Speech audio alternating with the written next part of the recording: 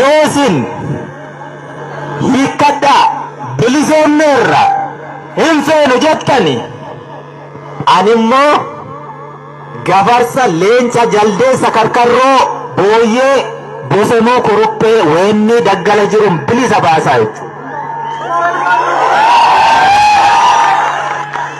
Siniin galle isin bilisa ba'uun barbaannu yoo jettaniyyuu qawwee kiyyan hiikkadhu leencaaf qeerransa kiyyan bilisa baasa. Mukti Oromootu bilisoomuu qaba. Wareegama kafalaa ture.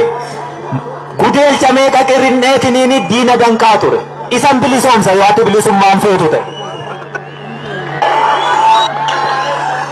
Nu qawween hiikkan. Namni nutti niine. Dhiigaaf lafeetiin hiikkanne. Eeyyee. Namni nutti dhen jiru, namni nurraa hiikun jiru. Kun ejjennaa waraana bilisummaa Oromoo zoonii hundarra jiruuti. As qofaa miti jechuudha. Nuti waan barbaannu qabna. Waan manaa baaneefii qabna. Qawwee kan nutti dhe Oromoo ilmaan isaa hagabsee kiisii isaa qullaa godhee gumbii isaa onsee deegee dafqa illee keessaa xuruursee qawweenan keessan.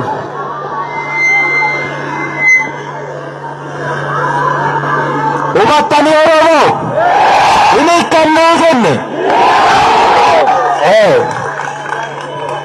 Du'a yoo ta'e duuti haaraan hin jiru. Diina yoo ta'es dachee biraarraan dhufu. Kanuma kaleessa dhagaanii mataasaa dhiigsaa turte jechuudha.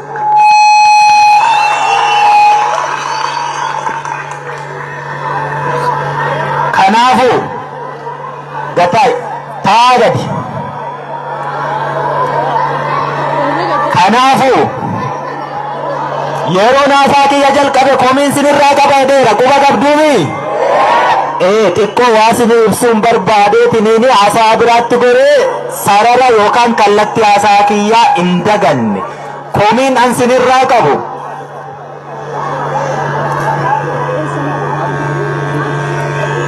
Oromoo iyyi siniin jechaa jira yoo ta'e hafuura baafadhaa iyyaati.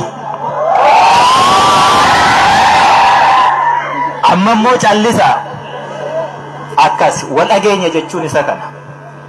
Wal dhaga'uu ishii wal dirqii osoo hin taane wal dhaga'uu ishee gaafa cinqii. Komiin sinirraa qabaami. Na dhaga'e ka komiin kiyya maali? Furmaata kaa'annee deemna waan ta'eef.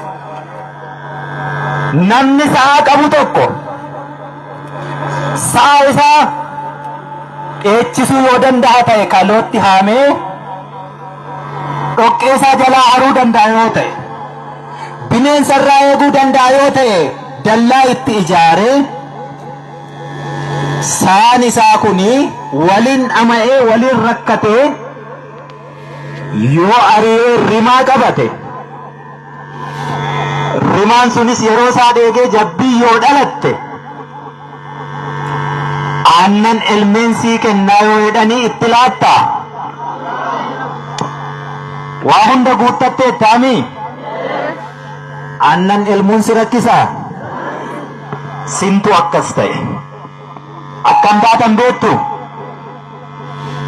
Ni loltani. Ni wareegamtani. Bakka yaaddanitti dhiyaattan.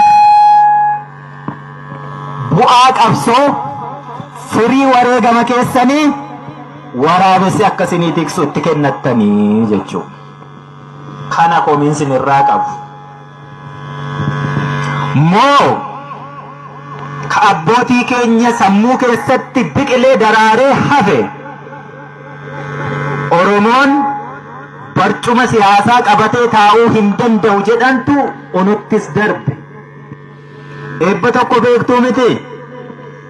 Jaaroliin keenya akkatti eebbisan yaa nagaan nu bulchite nagaan nu bulchi.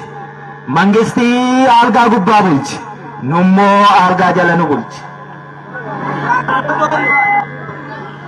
Akkas hin taaneere loltan injifattan barcuma siyaasaa isa algaa jedhan qabachuu sodaattani ittiin rooftan.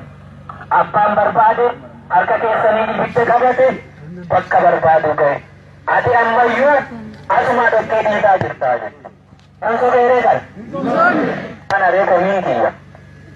Namatti laattallee jirru isa kaleessa nu dhiigse, isa kaleessa nu deesse, isa kaleessa nu hidhe, isa kaleessa nu ajjeese. Hin ittisneefi, hin sirbineefi, akka waaqaatti hin faarfanne, bilisa na baaseera hin jenne.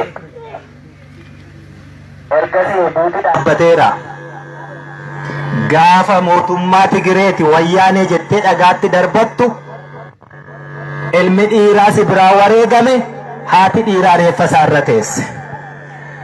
Gaafa ati nama kiyyaa na bilisoomseera jettee dhiichistuu fi ilma dhiiraa qofaa miti haati dhiiraa ulfi ni ajjeefamte osoo ciniinsifatte.